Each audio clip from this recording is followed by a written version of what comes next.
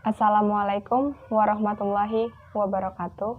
Perkenalkan, nama saya Fitriani Anur dari kelas 12 IPA 3. Di sini saya akan menjelaskan tentang sikap selektif terhadap kemajuan iptek.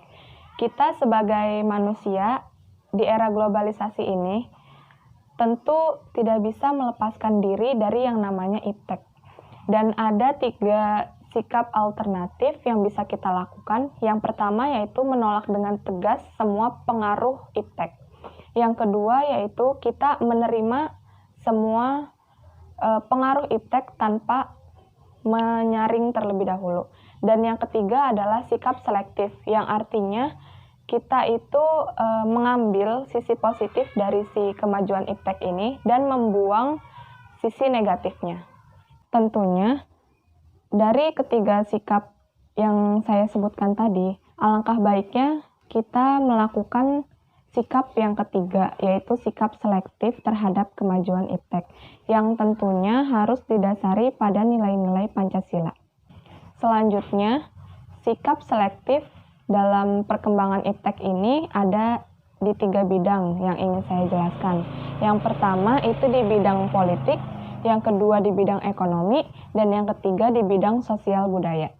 Yang pertama yaitu sikap selektif terhadap perkembangan iptek di bidang politik. Sebenarnya perkembangan iptek ini sangat berpengaruh besar terhadap kemajuan politik di Indonesia. Dan untuk mencapai hal-hal atau untuk mencapai kemajuan tersebut, kita tuh perlu mewujudkan hal-hal kayak menerapkan sikap demokratisasi di berbagai bidang.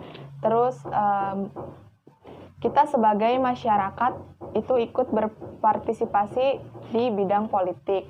Dan yang ketiga, sebagai pemerintah itu harus menumbuhkan kepercayaan rakyat dengan cara menegakkan pemerintahan yang bersih, jujur, dan berwibawa. Selanjutnya yang ketiga yaitu sikap selektif terhadap perkembangan iptek di bidang ekonomi. Menurut saya, supaya perekonomian Indonesia ini bisa lebih maju, itu yang harus ditingkatkan adalah sistem perekonomian rakyatnya. Karena sistem perekonomian rakyat itu merupakan senjata ampuh untuk melumpuhkan pengaruh negatif dari kemajuan iptek ini dan juga memperkuat kemandirian bangsa Indonesia kita sendiri. Dan ada beberapa hal-hal yang perlu kita lakukan untuk memajukan sistem perekonomian rakyat. Yang pertama yaitu memprioritaskan pertanian, karena mayoritas masyarakat Indonesia ini bermata pencaharian sebagai petani. Yang kedua, alangkah baiknya industri-industri itu menggunakan bahan baku dari dalam negeri, jadi nggak ketergantungan sama bahan-bahan impor gitu. Dan mungkin yang bisa dilakukan oleh negara Indonesia untuk memajukan perekonomian Indonesia itu bisa mempererat kerjasama antar sesama negara berkembang supaya bisa bersama-sama menghadapi kepentingan negara-negara maju.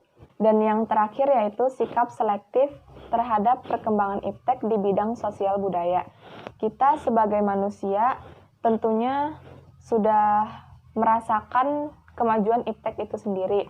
Dan secara tidak sadar iptek itu sudah membawa pengaruh ke dalam masyarakat, kayak gaya hidup masyarakat, terus gaya berpakaiannya yang kebarat-baratan gitu.